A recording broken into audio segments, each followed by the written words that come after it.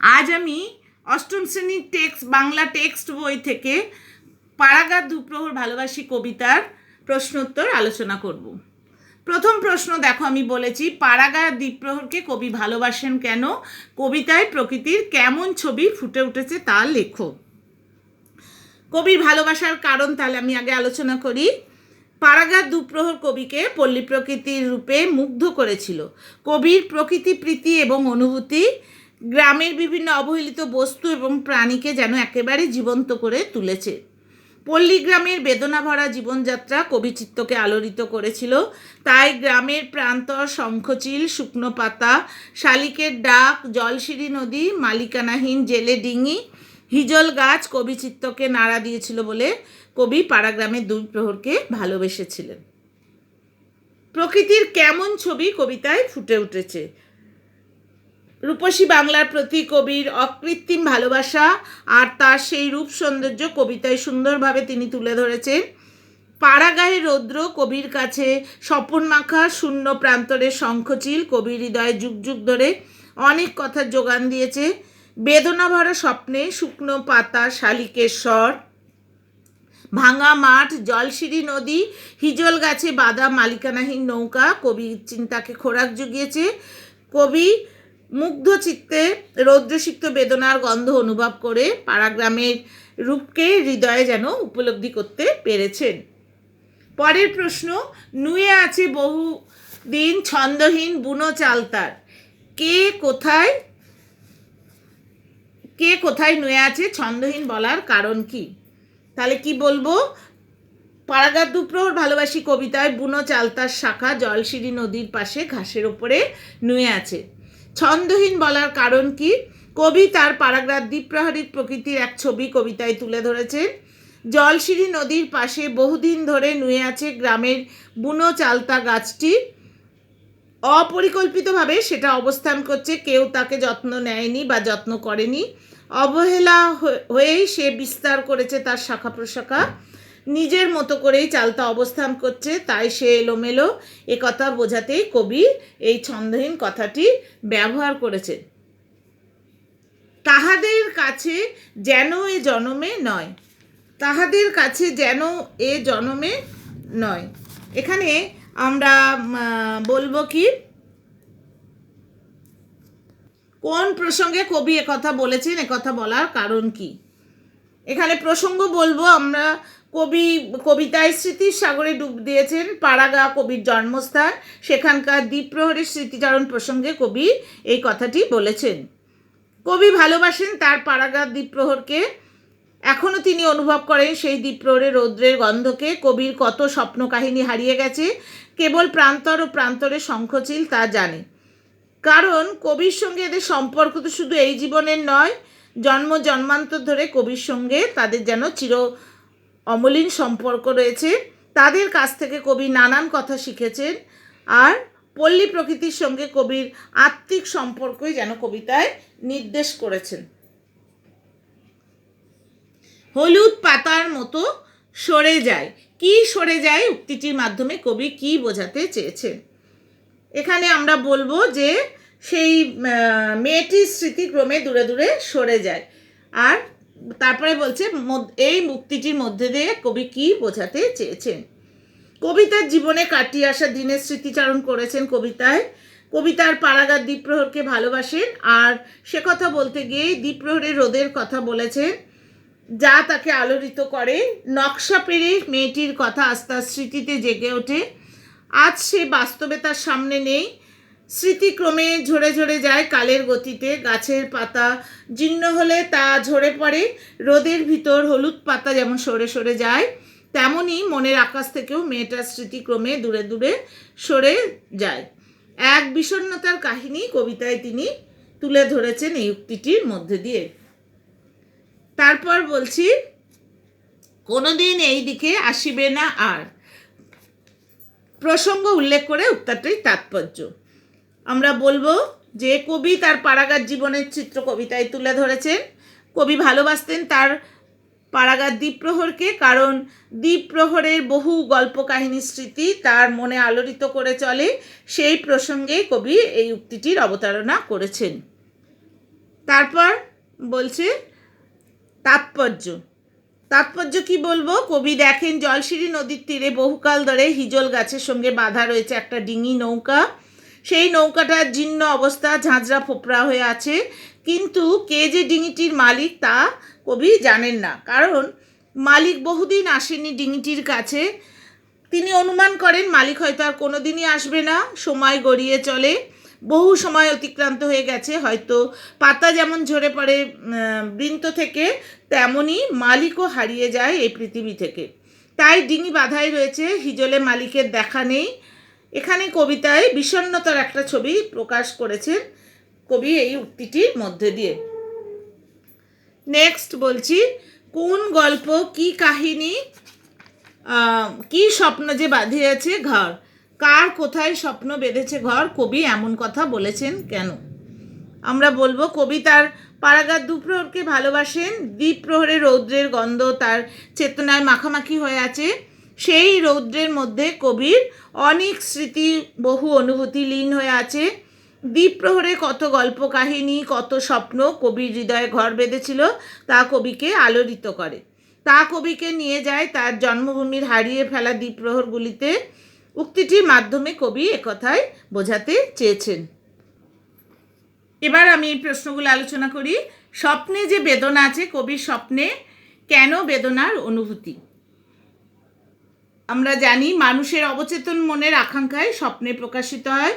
সেই স্বপ্নকে ঘিরে মানুষের মনে বেদনার অনুভূতি কাজ করে এবং সব ক্ষেত্রেই তাতে থাকে বাস্তবায়িত না হওয়ার যন্ত্রণা।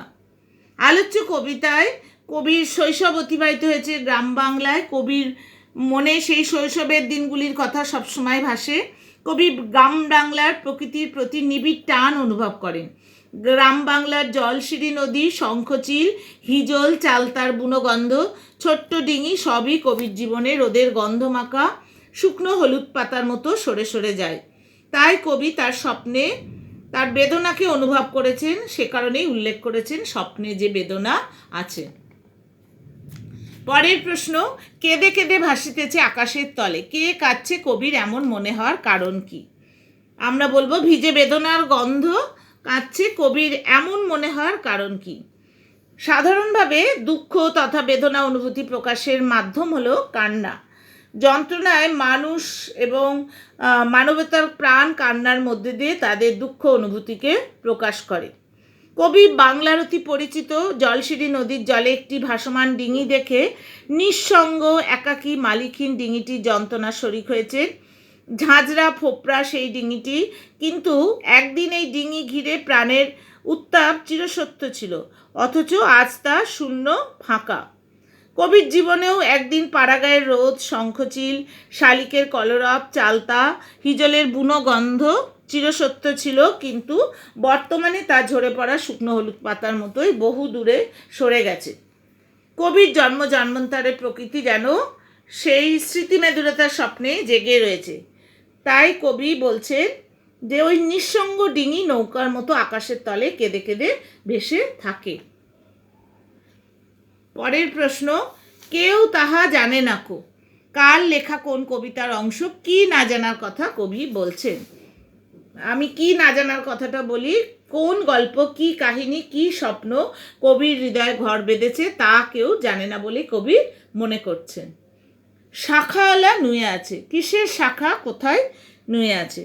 আমরা বলবো, চালতার শাখার কথা বলা হয়েছে। চালতার শাখা জলশিরি নদীর পাশে ঘাসের ওপরে নুয়ে আছে। এরপর বলছি, পাড়াগাঁ দুপ্রহর ভালোবাসি কবিতায় কবির কোন মানসিকতার পরিচয় পাওয়া যায়? আমরা দেখতে পেয়েছি বাংলার মাঠঘাট, নদী নালা অর্থাৎ প্রকৃতি তার কবিতায় যেন সজীব প্রাণবন্ত হয়ে উঠেছে। সাধারণভাবে জীবনের ফেলে আসা দিনগুলোর স্মৃতি মানুষের মনকে আলোড়িত করে, কবির ক্ষেত্রেও তাই হয়েছে। গ্রামীণ দুপুরের ক্লান্ত রোদ্দুর তার মনে এখনও উজ্জ্বল, তাই রোদের গন্ধে কত স্বপ্নময় কাহিনী যেন লুকিয়ে আছে তা কেউ জানে না। জানে শুধু কবি, গায়ের প্রান্তর আর ওই প্রান্তরে শঙ্খচিল। শুষ্ক পাতা যেমনভাবে ঝরে যায় তেমনভাবেই ঝরে গেছে শালিকের স্বর।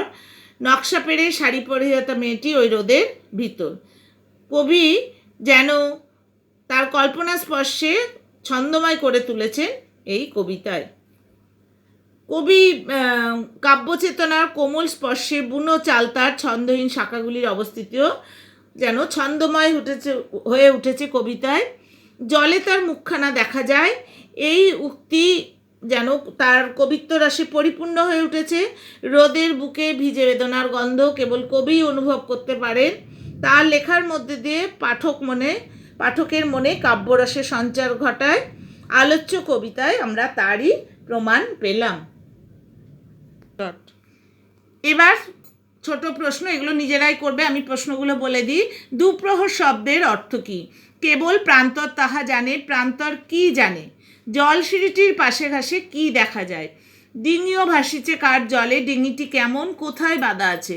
কবিতায় বর্ণিত একটি পাখির নাম লেখো। পাড়াগার দুপ্রহর ভালোবাসি কবিতাটির উৎস কী? জলে কার মুখ দেখা যায়? এবার আমি তোমাদের গড়াই নদীর তীরে কবিতার প্রশ্নোত্তর আলোচনা করব। প্রথম প্রশ্ন দেখো, আলপনা আঁকা কার?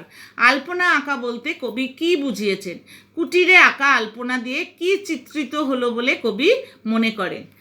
তাহলে প্রথম প্রশ্ন বলি, আলপনা আঁকা বলতে কবি কি বুঝিয়েছেন? পল্লী কবি জসীমউদ্দিন তার গড়াই নদীর তীরে কবিতায় প্রকৃতির কোলে অবস্থিত একটা কুটিরের চিত্র আমাদের সামনে তুলে ধরেছেন। প্রকৃতি যেন স্নেহ মায়ার বন্ধনে এই কুটিরটাকে ঘিরে রয়েছে। কুটিরের মানুষের আঙিনায় রোদে শুকোতে দেয় তাদের প্রতিদিনের ব্যবহার্য জিনিস, মটর ডাল, মসুর ডাল, কালো জিরা, ধনে, লঙ্কা। প্রকৃতির রঙের সঙ্গে মিশে রোদে শুকোতে দেওয়া এই জিনিসগুলি রং দিয়ে যেন উঠোনে আঁকা হয়ে যায় অপূর্ব একটা আলপনা, যা এই কুটিরের সৌন্দর্যকে আরও বাড়িয়ে দেয়। তারপরে প্রশ্ন, কুটিরে আঁকা আলপনা দিয়ে কি চিত্রিত হলো বলে কবি মনে করে? কবিতায় কবি নদীর তীরে অবস্থিত যে কুটিরটির কথা কবি বলেছেন, সেই শান্তির নীর কুটিরটির উঠোনের বুকে এক রঙিন চিত্র যেন নানান বর্ণে লিখে রাখে এই কুটিরের মানুষের জীবনের হাসি আনন্দের চিত্র। এ যেন এক সুখ শান্তি ভরা জীবনের ছবি আমাদের সামনে তিনি চিত্রিত করেন। প্রকৃতির বুকে যে সাধারণ জীবনযাত্রার মাঝেও অসাধারণ শান্তি বিরাজ করে, তারই কথা কবি এখানে তুলে ধরেছেন। পরের প্রশ্ন, বেড়াইতে আসে গানে গানে কথা কয়ে। কারা বেড়াতে আসে? তারা কাদের নিয়ে আসে? তারা কিভাবে কথা বলে? আমরা দেখেছি ডাউক মেয়েরা বেড়াতে আসে। তারা কাদের নিয়ে আসে? আমরা বলবো যে এই ডাহুক পাখিরা গৃহস্থ বাড়ি সংলগ্ন খানাডোবায় থাকে। তারা তাদের সন্তানদের নিয়ে কখনো কচুরিপানায় ঝোপে ঝাড়ে গৃহস্থদের উঠোনে ঘুরে বেড়ায়। মা পাখিরা অর্থাৎ কবির ভাষায় ডাহুক মেয়েরা তাদের সন্তানদের নিয়েই তাহলে ঘুরতে আসে। তারা কিভাবে কথা বলে? আমরা জানি পাখির ডাক এতটাই শ্রুতিমধুর হয় যে মানুষ তাকে বলে সঙ্গীতের কথা। গ্রাম্য প্রকৃতির কোমল সুন্দর পটে ডাহুকের ডাক কবি প্রাণে সঙ্গীতের যেন মূর্ছনা এনে দিয়েছে। তাই কবি বলছেন যেন তারা গানে গানে কথা বলে। পরের প্রশ্ন, যেন একখানি সুখের কাহিনী নানান আখরে ভরি। আখর শব্দটির অর্থ কি? আখর শব্দটির অর্থ হলো অক্ষর বা বর্ণ। কবিতায় সুখের কাহিনীর যে নানা ছবি এঁকেছেন, কবিতার বর্ণনা দাও। এখানে আমরা বলবো কবিতায় সুখের যে চিত্রগুলি তিনি আমাদের সামনে তুলে ধরেছেন তার সবগুলোই যেন মনোমুগ্ধকর, কিন্তু তার ভিতর মাচার উপর ফুটে থাকা লাউ, কুমড়ো আর শিমলতার ফুল আর তার নিচে লাল নোটে শাকের বিস্তার আমাদের মনকে বেশি আকর্ষণ করে। এখানে মনে হয় যেন রঙের এক অপরূপ ঢেউ খেলে যাচ্ছে। তাছাড়া কুটিরের বধূর মেলে দেওয়া লাল শাড়ি এই সৌন্দর্যকে যেন আরও বাড়িয়ে তুলছে। প্রকৃতির অপরূপতা আর তার উপর মানুষের হালকা স্পর্শ যেন এখানে মানুষ ও প্রকৃতিকে একাত্ম করে দিয়েছে। সব মিলিয়ে এক অপরূপ রঙিন প্রকৃতি যেন আমাদের মন ভরিয়ে দিয়েছে, আর এই চিত্রই কবি কবিতায় তুলে ধরেছেন। নেক্সট, কিছুক্ষণ যেন থামিয়া রয়েছে এ বাড়িরে ভালোবেসে। কারা বাড়িটিকে ভালোবেসে থেমে থাকে, এর মধ্যে দিয়ে কবি কি বোঝাতে চেয়েছেন? আমরা দেখতে পেয়েছি প্রকৃতি যেন কুটিরটিকে পরম মমতায় আপন স্নেহ বন্ধনে আবদ্ধ করে রেখেছে। আকাশের কোলে ভেসে চলা রঙিন মেঘেরাও যেন মাটির বুকে অবস্থিত এই কুটিরটির সঙ্গে একাত্মতা অনুভব করছে। তাই তারাও কুটিরের ওপর দিয়ে ভেসে চলার সময় থমকে দাঁড়িয়ে পড়ে কুটিরটিকে ভালোবাসে। আকাশ এবং মাটির বিস্তর ব্যবধান থাকলেও দুটি প্রকৃতির অঙ্গ। এখানে যেন আকাশ ও মাটির সেই ব্যবধান ঘুচিয়ে দিচ্ছে প্রকৃতির সৌন্দর্য। নেক্সট বলছে, এবারই যত আনন্দ হাসি আঁকা জীবন্ত করি। কবিতায় কবি প্রকৃতির সঙ্গে একাত্ম যে গ্রামীণ কুটিরের জীবন্ত ছবি এঁকেছেন তার বর্ণনা দাও। এটা একটু বড় উত্তর।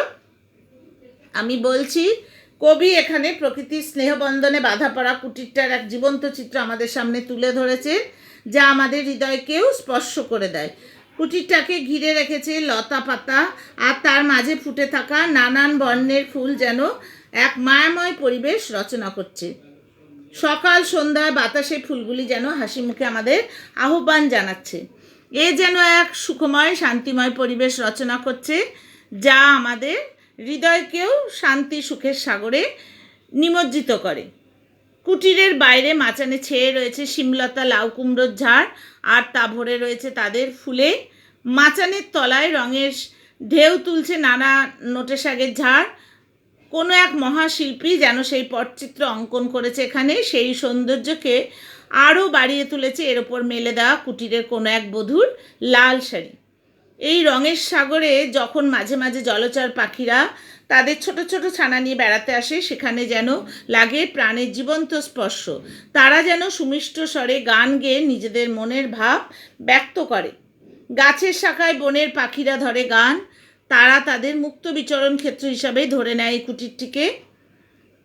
পাখিরাও নির্ভয়ে বিচরণ করতে পারে এই কুটিরে। কুটিরের মানুষেরা তাদের সংসারে ব্যবহার্য মটর মসুর ডাল, কালো জিরে, ধনে, লঙ্কা শুকোতে দেয় কুটিরের উন্মুক্ত প্রাঙ্গণে।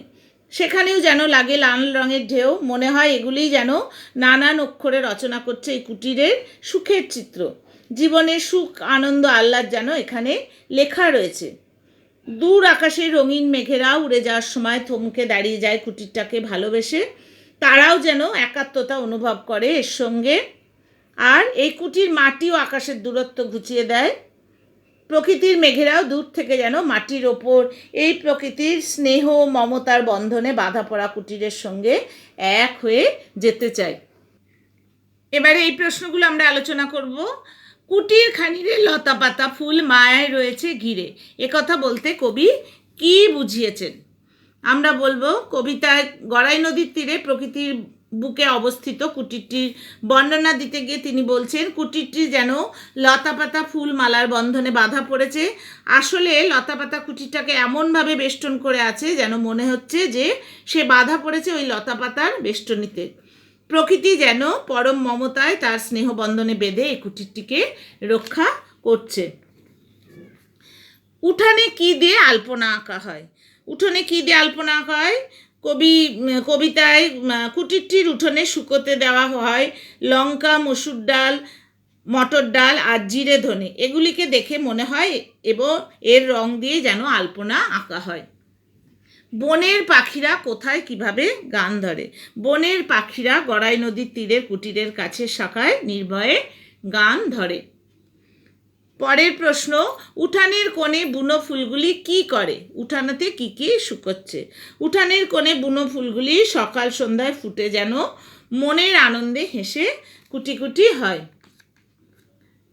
তারপরের প্রশ্ন, মানুষের বসত করার কথা এখানে কারা বোঝেনি?